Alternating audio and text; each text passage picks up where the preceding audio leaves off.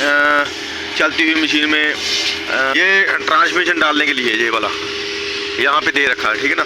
जैसे आपने पानी निकाला हो ना, जैसे कि अगर इंडिया में होता तो आपको मालूम है इसका और ज़्यादा फ़ायदा होना था, यानी कि ऊपर चल गया जे, ठीक है। ये टंडम ऑयल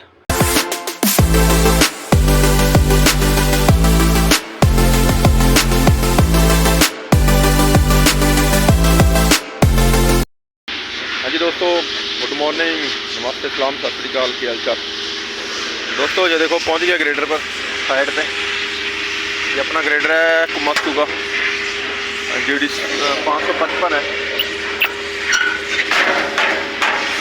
ये इसमें देखो जुगाड़ के कितना अच्छा दे रखा ग्रेडर में, जो कुमात्सू ग्रेडर है। ये देखो ऑयल वगैरह चेक करने के लिए इसकी शील्ड है जो बहुत लंबी है। ये देखो बहुत लंबा एरिया है, ठीक है। तो जितना भी इंजन वाला एरिया ना पूरा स्पेशियस बना रखा है इसका, खुला डुला है। ये देखो पूरा जैसे कैटरपिलर में है ना, बिल्कुल पेटी पैक सा होता है, बिल्कुल टाइट होता है सिस्टम। हाथ डालने की भी दिक्कत होती है, इसमें कोई ऐसी दिक्कत नहीं है, ठीक है। मैं अभी आपको कैमरा घुमा के दिखाता हूँ। हाँ जी दोस्तों, तो ये देखो ये इसका इंजन वाला एरिया है, ठीक है। ये देखो कितना स्पेशियस है, कितना खुला डुला है काम करने के लिए, हाथ डालने के लिए, ठीक है। और ये देखो जो फैन बेल्ट वाला एरिया है, यहाँ फैन बेल्ट है। ये देखो ये इसका जो AC पंप है, इसके ऊपर पूरी कवर कर रखा है, जैसे कोई बंदा काम कर रहा हो, ठीक है, या कोई कपड़ा आ जाता ना, ये पूरी सेफ्टी का रखी है इसमें। ये देखो ये पूरा ऐसे पूरा कवर कर रखा है इसको, क्योंकि कई बार बंदा ना चलती हुई मशीन में कुछ चेक करने के लिए जाता है तो उसमें दिक्कत हो सकती है। जैसे वो उधर है अल्टरनेटर है, उसमें भी यही जुगाड़ कर रखा है, ठीक है। बाकी ये इसका पूरा सिस्टम है, ये देख सकते हैं आप। ये इसकी गेज है, इंजन ऑयल की गेज अभी सर्विस होने वाली है इसकी। ये ओवर चल गया है घंटों के हिसाब से, पता नहीं करवा नहीं रहे, मैंने 2-3 बार बोल दिया इनको। ये 555 ग्रेडर है, हाथ डालने के लिए, काम करने के लिए बहुत खुला डुला एरिया। ये देखो जैसे कैटरपिलर का टाइट होता ना, ये वो वाला सिस्टम नहीं है, क्योंकि वहाँ उसमें तो एक फैन बेल्ट चेंज करनी हो ना बहुत दिक्कत होती है, पर इसमें नहीं है। देखो कितना स्पेशियस है, खुला डुला है। अभी सुबह का टाइम है, 6:30 का टाइम है, क्योंकि 6:30 बजे इस साइड पे ड्यूटी शुरू होती है हमारी। इसको कर देते हैं बंद।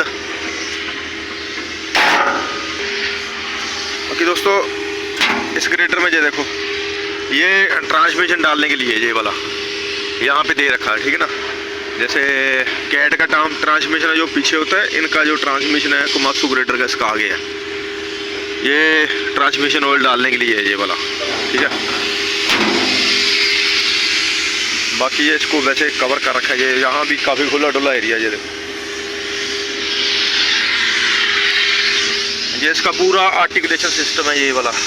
ये थोड़ा आगे है, कैटरपिलर का यहाँ तक होता है, इसका आगे है। इसकी वजह से थोड़ा जो ना ये धच्ची करता है, जैसे बम्पिंग करता है, तो काफ़ी गैप दे रखा है इसमें। ये देखो नीचे भी काफ़ी स्पेसियस है, काम करने में, हाथ डालने में ऐसी कोई दिक्कत नहीं है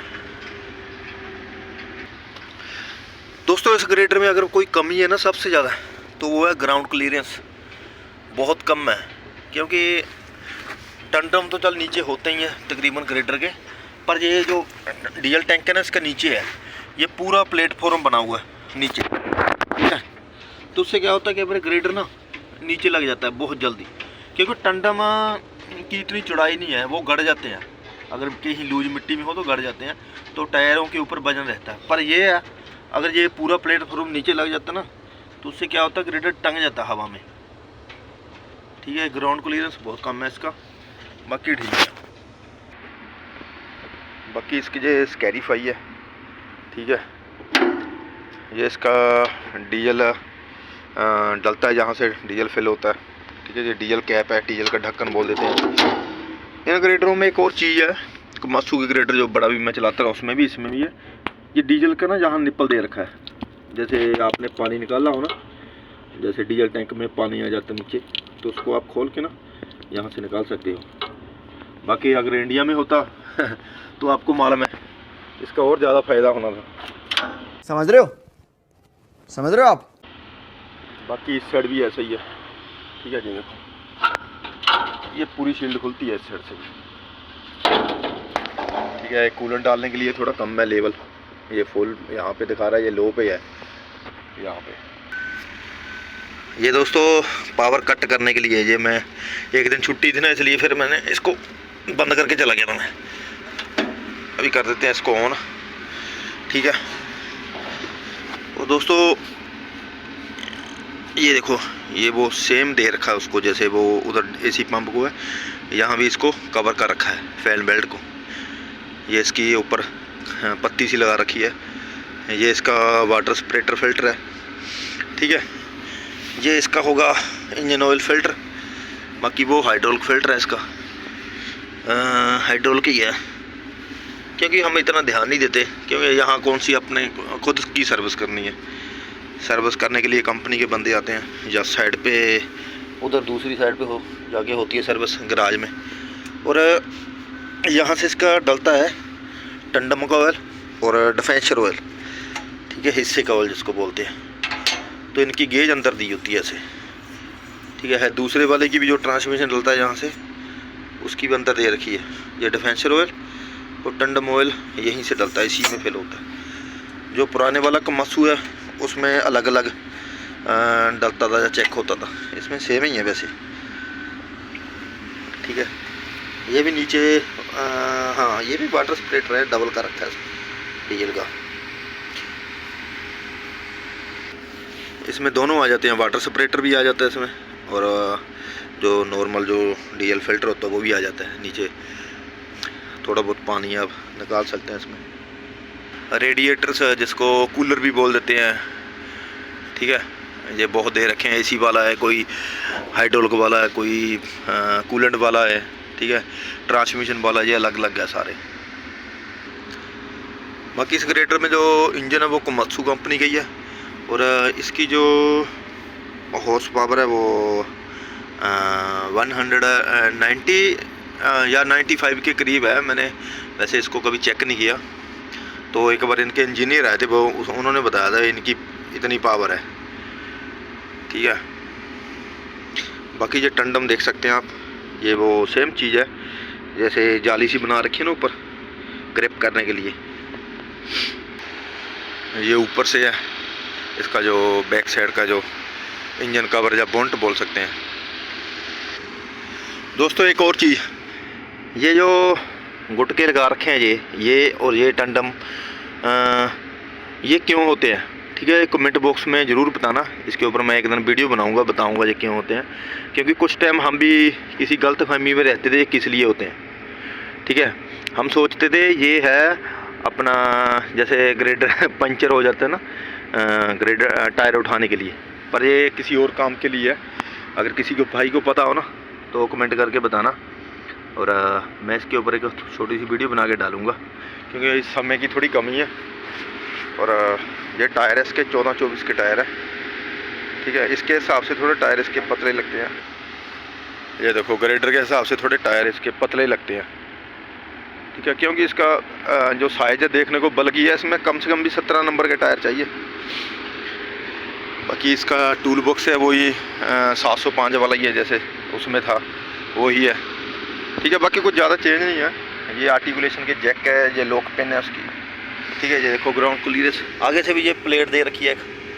ये ग्रेटर ना बहुत जल्दी फंस जाता है, क्योंकि कहीं दलदल वाली मिट्टी होती है, या रंबल होता है ना, रेत होता है, सैंड होता है, वहाँ धस जाता है, टंग जाता है पूरा ग्रेटर।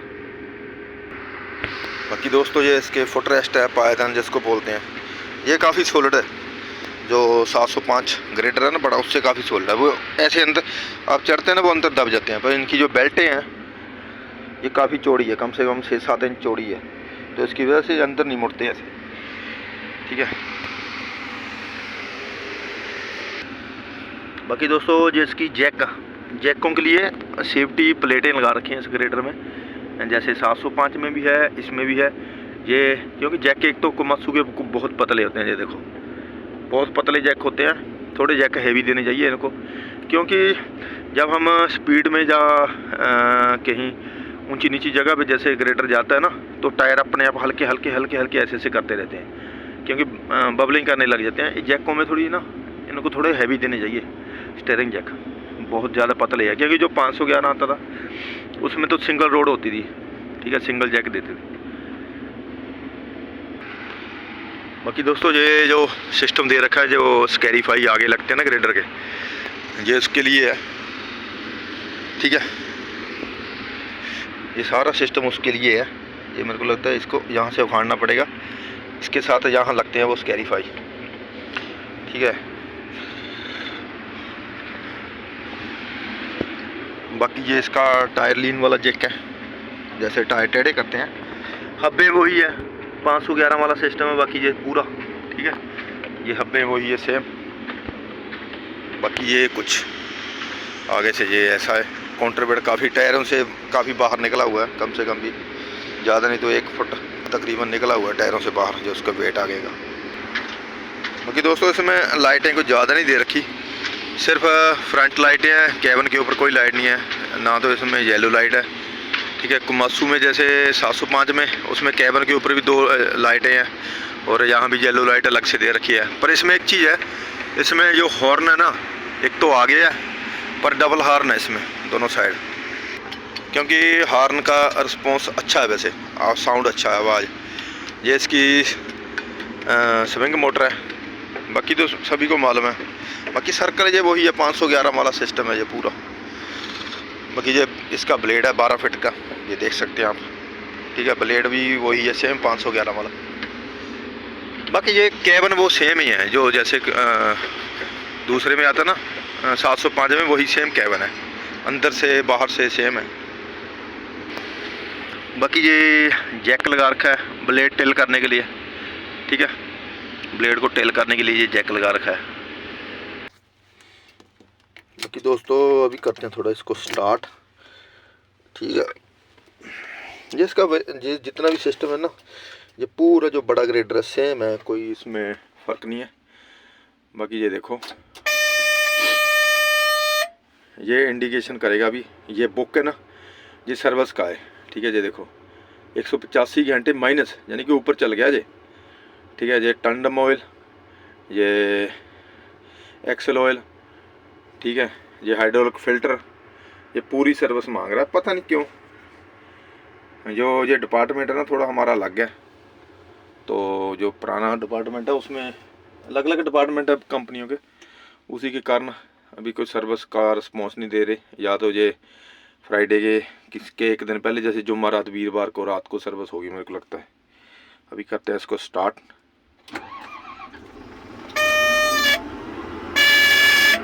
ये थोड़ी देर करेगा इंडिकेशन, ये वार्निंग की लाइट देता है ना ये, ठीक है। ये वार्निंग वाली लाइट है ना, ये जैसे ग्रेडर में कोई प्रॉब्लम होती है, मान लो कोई दिक्कत आ रही है, तो ये इंडिकेशन करता रहेगा। बाकी ये बुक का निशान आता है ना जो, ये सर्विस का है।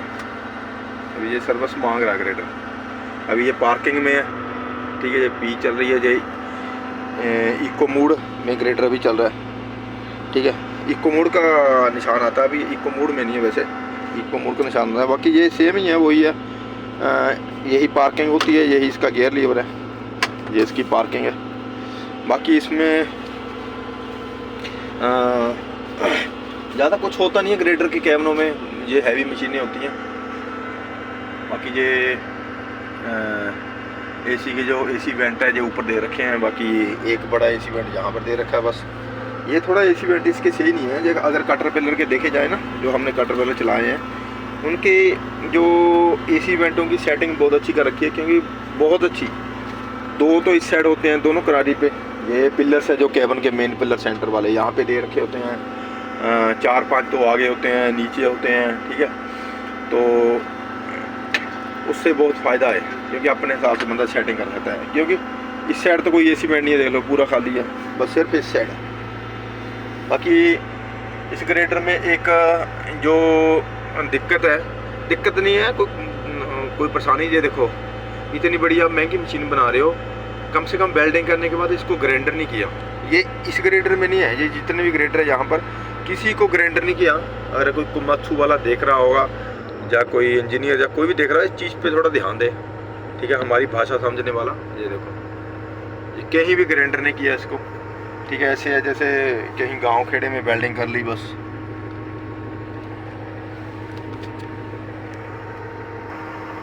ये देखो दोस्तों, आगे भी ऐसा ही है। ये देखो, ये पूरी वेल्डिंग है, ये ऐसे ही है। इसको कम से कम ना, इतनी महंगी मशीन बना रहे हो तो उसको ग्राइंडर करना चाहिए। ये देखो, ये पूरा ऐसे ही है, ये पूरा, ठीक है। ये देखो, कैबिन देखने में अगर आप बाहर से देखो ना, कैबिन एकदम मस्त लगेगा, पर अंदर थोड़ा प्रैक्टिकल सिस्टम नहीं किया इसमें ना ग्राइंडर में। ये इसके ग्लास एरिया बहुत हाइट ऊंचा है ये वाला। ये मैंने टेप लगा रखी है, ठीक है। आगे मैंने ये देखो कपड़ा लगा रखा है, जिस साइड पे मैंने गत्ता लगा रखा है। ये ग्लास एरिया बहुत ऊंचा है इसका। पीछे भी ये देख लो, मैंने खुद से गत्ता लगा रखा है, क्योंकि 11 बजे तक ना, 11 बजे उधर शाम को 3 बजे जो धूप है ना, सीधी आंखों में पड़ती है, काम करने में बहुत दिक्कत होती है, ठीक है। और जब ग्लास में से धूप पड़ती है ना, वो ज़्यादा तीखी लगती है वो। अभी तो वैसे मौसम सर्दियों का, फिर भी धूप ज़्यादा लगती है। ये मैंने खुद से गत्ते काट के बनाए हैं। ये देखो, ये बैक साइड में ये टेप लगा रखी है, आगे कपड़ा लगा के। ग्लास एरिया इतना बड़ा है, उस सीटिंग पोजीशन थोड़ा डाउन है इसका, उसकी वजह से ना दिक्कत है, क्योंकि सीटिंग पोजीशन स्टीयरिंग के हिसाब से है। स्टीयरिंग जो, अगर कैटरपिलर की सेटिंग देखी जाए स्टीयरिंग की, तो सबसे बढ़िया होती है वैसे काम करने में। तो आपको ब्लेड का जो सरफेस देखने के लिए इतना झुकना नहीं पड़ता। पर इस ग्रेडर में एक है कि जो कैबिन है इनके वी शेप है, ठीक है। वी शेप होने की वजह से क्या है, तो जो ब्लेड का नीचे का सरफेस है ना, बिल्कुल साफ दिखाई दे जाता है। ये ऐसे होते हैं ना कैबिन इनके कंट्रोल वाल ऊपर होते हैं। ये जो ग्लास के बाहर ये शील्ड लगा रखी है, इसके नीचे इसके कंट्रोल वाल है। ये देखो, ये लीवरों के पूरा जो लीवर है यहाँ से ऊपर जा रहे हैं सीधे, ठीक है। कंट्रोल वाल इसके ऊपर है, नहीं जो कैटरपिलर है या पुराने कोमात्सु के ग्रेडर आते थे उनके नीचे होते थे कंट्रोल वाल, कैबिन के नीचे। बाकी ये यहाँ से अगर आपने बाहर जाना तो यहाँ से खोल के जा सकते हैं। बाकी ये ग्रिप करने के लिए ये थोड़ा, जैसे हम बंद करते हैं ना, तो ये जैसे अभी मैं बैठा हूँ तो मेरे को ऐसे झुकना पड़ता है इसको खींचने के लिए। अगर आप इसको पूरा खोल लो फिर आपको बहुत मुश्किल होती है, अगर तेज़ हवा चल रही है तो बहुत मुश्किल है। यहाँ से पूरा फोर्स लगाना पड़ता है ऐसे, ठीक है। इनको चाहिए था जैसे कैटरपिलर में होता है, जब किसी और मशीन में यहाँ हल्का सा ना कोई सपोर्ट लगा देते, जैसे पाइप जैसे ये है, ठीक है, तो बंदा ऐसे हल्का सा ग्रिप कर लेता है। तो यहाँ आपको बंद करने के लिए उठना पड़ता है, ठीक है। बाकी ये ट्रे है, ठीक है, सामान समूह रखने के लिए। किसी ग्रेडर में है, किसी में नहीं है, क्योंकि इसके नीचे वो एसी की पूरी सेटिंग बना रखी है ये, ठीक है। बाकी ठीक है, बाकी तो सारा कुछ बढ़िया है। बाकी ये तो मालूम है सभी को, एक्सीलरेटर है, ब्रेक है, ये क्लच है, ये स्टीयरिंग को टिल करने के लिए, अप एंड डाउन करने के लिए, ठीक है। बाकी इसमें एक मूड होते हैं, ये ऑटो मूड में है। अगर लेवल का काम करना हो तो मैं ज़्यादा ऑटो मूड में चलाता हूँ, ठीक है। ऑटो मूड में क्या है, आपने अगर ऑटो मूड में कर लिया ना, आपने मान लो गियर डाल लिया, तो आपने सिर्फ ब्रेक का यूज करना है, आपको क्लच दबाने की ज़रूरत नहीं पड़ती। जैसे आप लेवल कर रहे हो, ठीक है, जैसे बार बार ग्रेडर रोकना पड़ता है, लेवल चेक करते हैं आगे बंदे, तो उसके लिए आपको क्या है, सीधा गियर डालो, ब्रेक लगाओ, छोड़ो, ग्रेडर चल पड़ेगा धीरे धीरे आइडल में, ठीक है। तो आप ब्रेक लगाओ, रुक जाएगा। ये देखो, अभी मैंने ब्रेक छोड़ी, ग्रेडर चल रहा है। अभी मैंने ब्रेक लगाई, ग्रेडर रुक गया, पर ग्रेडर बंद नहीं हो रहा, ठीक है। अगर आप ऑटो मूड में, ये मैनुअल मूड में ये चीज़ करोगे तो मैं आपको थोड़ा करके बताता हूँ। आगे बॉबकैट जा रहा है, उसको जाने दो। ये देखो, अभी मैनुअल में, अभी मैं इसको क्लच दबाया, दूसरे गियर में डाला, मैं क्लच छोड़ा, अब ये देखो मैं ब्रेक लगा रहा हूँ, ये रुक नहीं रहा है, ठीक है ना, क्योंकि ऑटो मूड में लेवल का काम करना सही है। ये इसका पावर मूड है, ये इको मूड है। अगर आपको थोड़ा डीजल की बचत करनी है तो आप इको मूड में चला सकते हैं, उसमें थोड़ा मशीन कम पावर लगाएगी। वैसे भागने में कोई इतनी दिक्कत नहीं है, स्पीड उतनी रहेगी, वो धीरे धीरे पिकअप करेगी, इससे थोड़ी पिकअप बढ़ती है, ठीक है। बाकी ये स्विच उसका है, जैसे मान लो कहीं हार्ड सरफेस में आप ग्रेडिंग कर रहे हैं जैसे पत्थर वाले एरिया में इसको आप यूज़ कर सकते हैं, क्योंकि अगर कोई हार्ड चीज़ नीचे आती है ब्लेड के नीचे तो जैक अपने आप ना फिर अप एंड डाउन, जैसे इस थोड़ा ज़्यादा फोर्स लगता है ना, हार्ड एरिया में काम करता है बाजे। अगर ब्लेड को कोई झटका लगता है ना नीचे से तो जैक अपने आप ऊपर हो जाते हैं, ठीक है।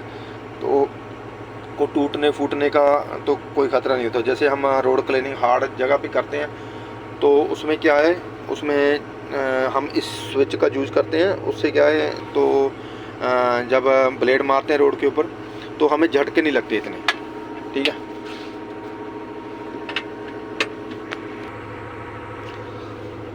बाकी दोस्तों ये वही है, क्रूज़ कंट्रोल का है पूरा सिस्टम। ये जैसे क्रूज़ कंट्रोल होता है, जैसे मान लो आप इसको 2 बार दबाओगे एक्सीलेटर, ये आरपीएम बनाने के लिए। जैसे आप मान लो कई बारी ऐसा होता है लंबी लीड होती है काम करने की, तो किसी के पाँव में दर्द होने लग जाए तो आप इससे भी काम कर सकते हैं। अगर आपने इसको कम करना है तो एक्सीलेटर दबाओ एक बार तो बंद हो जाएगा, ठीक है। बाकी वो सेम ही है जैसे कैट में होता है ना। ये चीज़ पहले कैटरपिलर लेके आया था, ये क्रूज़ कंट्रोल वाली के मॉडल में देखी थी मैंने सबसे पहले, ठीक है। और यहाँ जो विदेशों में एच मॉडल है पुराने, उनमें भी ये चीज़ है। जो एच मॉडल है 120H है या 140H है, इनमें ये चीज़ है। इंडिया में जो एच मॉडल आते हैं उनमें नहीं थी ये चीज़, क्रूज़ कंट्रोल यहाँ पर है। बाकी इसमें एक और चीज़ है, ये इसका हीटर वाला सिस्टम है पूरा।